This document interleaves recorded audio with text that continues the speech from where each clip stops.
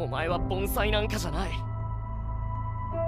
いつでも自分を壊す覚悟で戦って、そしてベストの自分を作り直すことができる。お前は適応能力の天才だ。In today's wild, tangled web of life, where everything's connected like the group chat you don't participate in but are too much of a people pleaser to leave, one burning question stands out. Should you be the Swiss Army knife of humans or the world's best one-trick pony? Yup, we are talking about the age-old showdown between being a specialist or a generalist. But hold on, before you decide whether to learn 15 new skills or just become the undisputed champion of folding laundry, we've got some serious pros and cons to weigh. Well, serious-ish. So, whether you're stuck at a career crossroads or just wondering if you should finally learn how to play the ukulele, You need to leave! picture this. On one hand, we've got the Swiss Army knife, a tool that can slice, dice, open, close, screw, unscrew, and probably win a game of chess if you asked it nicely. On the other hand, we have the hammer. Solid, reliable, and well, really good at smashing things. But the question is, which one would you rather be? A jack of all trades or a master of one? Now, don't get me wrong. There's something undeniably cool about being a specialist. The master of one thing. I mean, who wouldn't want to be the best at something? Like, imagine being so good at one thing that people start calling you the insert skill here whisperer.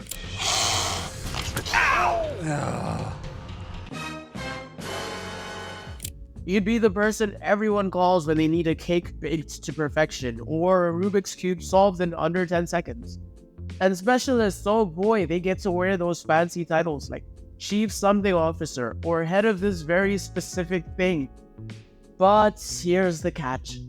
What happens when your ultra specialized skill becomes about as useful as a VHS collection in 2024? What do you do when the world suddenly decides that your unique ability to expertly flip pancakes isn't as in demand as it used to be? Sacrilege, right? But them's the times we live in, my friend. Next thing you know, you're left scrambling, like a magician whose hat has run out of rabbits. Meanwhile, over in Generalistsville, things are a little different. I mean, sure, you may not have a title that sounds like it could be on a cool business card, but you've got something even better. You have adaptability.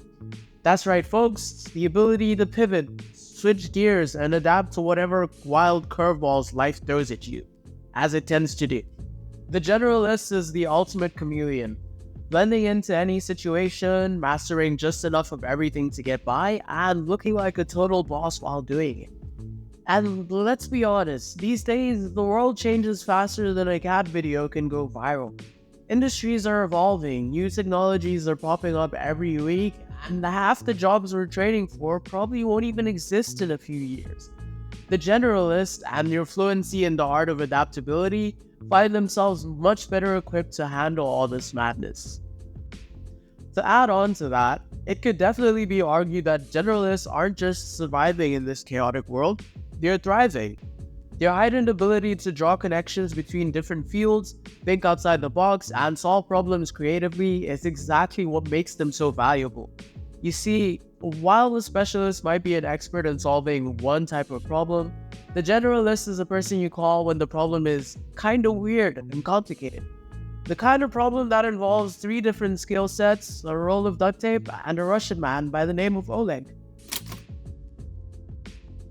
Take our good friend Leonardo da Vinci, for example.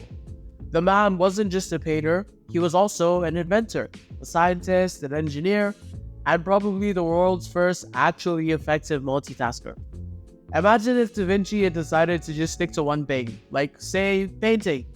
I mean, sure, we'd still have the Mona Lisa, but we'd probably be missing out on a ton of other cool stuff, like his helicopter designs, his anatomical drawings, and all those crazy machines he dreamt of.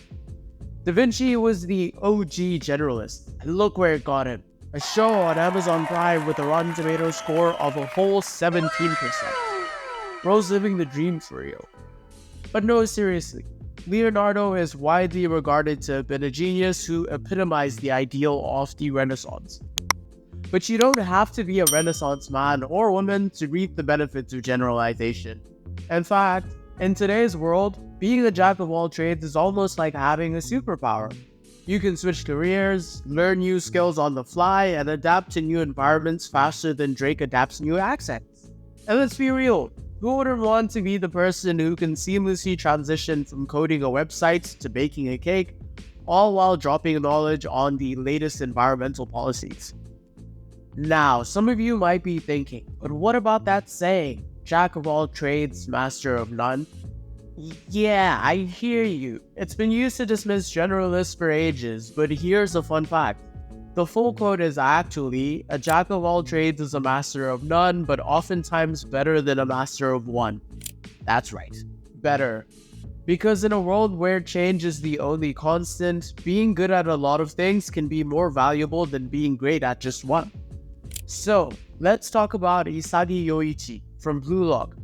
If you're not familiar, Isagi is a guy who doesn't just stick to one role on the soccer field.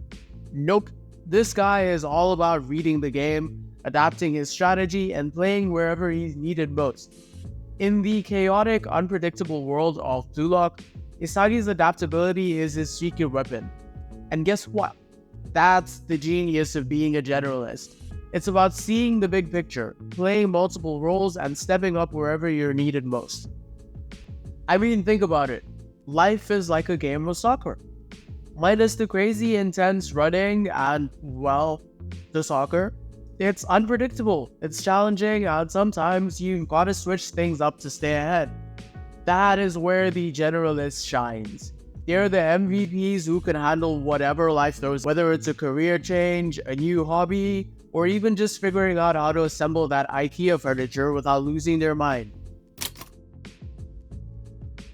So, you might be asking, what's the takeaway here? Should I drop everything and start dabbling in 100 different things at once? Well, not exactly. The key is to find your own balance. It appears that it's less so an issue of being either a specialist or a generalist, and more about being the kind of person with a keen sense of awareness, leadership skills, and strategic insights to set course in any kind of terrain. The ability to accurately tell what's needed, when and where, and the competence required to either fill that role or delegate it to someone more suited for it. That is what sets apart the great from the mediocre. So maybe you're passionate about one thing. That's awesome, dive into it. But don't be afraid to explore other interests. Pick up new skills and keep yourself open to new experiences. At the end of the day, adaptability isn't about abandoning specialization, it's about enhancing it with a little bit of everything else. Thanks for watching, folks. If you enjoyed this video, please consider liking and subscribing and sharing it with a friend. Help a small YouTuber out. And most importantly, go out there and be the Swiss Army knife of your own life. Or just take up a salsa class, maybe. Oh no.